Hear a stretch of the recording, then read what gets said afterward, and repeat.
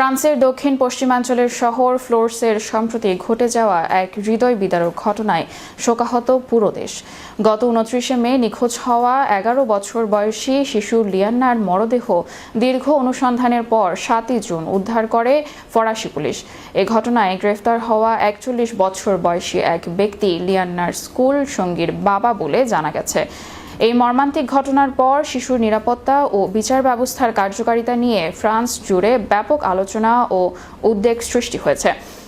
অভিযুক্ত ব্যক্তির বিরুদ্ধে অতীতে একাধিক গুরুতর অভিযোগ ও মামলার তথ্য প্রকাশ্যে আসায় অনেকেই প্রশ্ন তুলেছেন, এমন একজন ব্যক্তি কিভাবে দীর্ঘদিন সমাজে অবাধে চলাফেরা করতে পেরেছিলেন। সচেতন নাগরিকরা শিশুদের নিরাপত্তা নিশ্চিত করতে রাষ্ট্র ও বিচার ব্যবস্থার আরও কার্যকর ভূমিকার দাবি জানিয়েছেন। নিহত লিয়ান্নার স্মরণে এবং ন্যায় বিচারের দাবিতে 11 জুন 2026 তারিখে ভিনু সুর সেনে মানববন্ধন ও প্রতিবাদ কর্মসূচির আয়োজন করে সলিডারিতে এসইএ ফ্রান্স। গার্দা ভিনু সুর সেন থেকে মেয়র কার্যালয় পর্যন্ত অনুষ্ঠিত এ কর্মসূচিতে অংশগ্রহণ করেন এসএএফ এর সভাপতি নয়ন এনকে, সহসভাপতি তাওহিদ আহমেদ, ক্রীড়া বিষয়ক দায়িত্বপ্রাপ্ত মোহাম্মদ জাহেদ আহমেদ ও আহমেদ খালেদ সহ সংগঠনের অসংখ্য সদস্য। আরও উপস্থিত ছিলেন ডেপুটি মেয়র, কাউন্সিলর, সংসদ সদস্য, অ্যাসিস্ট্যান্ট এবং ভিগনুয়ে সুর সিয়েন শহরের শত শত জনসাধারণ।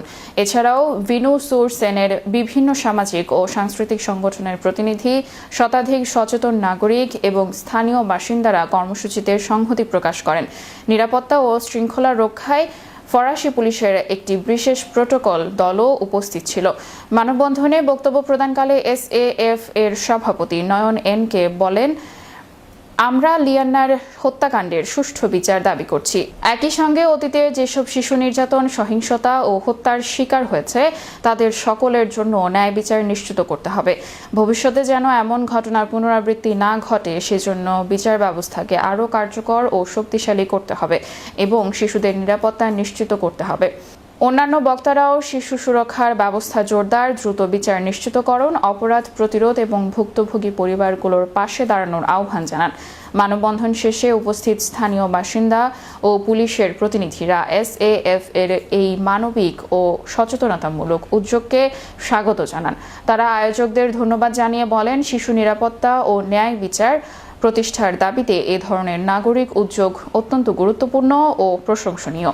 লিয়ান্নার প্রতি গভীর শ্রদ্ধা জানিয়ে অংশগ্রহণকারীরা 1 মিনিট নীরবতা পালন করে এবং ভবিষ্যতে শিশুদের নিরাপত্তা নিশ্চিত করতে সকলকে ঐক্যবদ্ধভাবে কাজ করার আহ্বান জানান।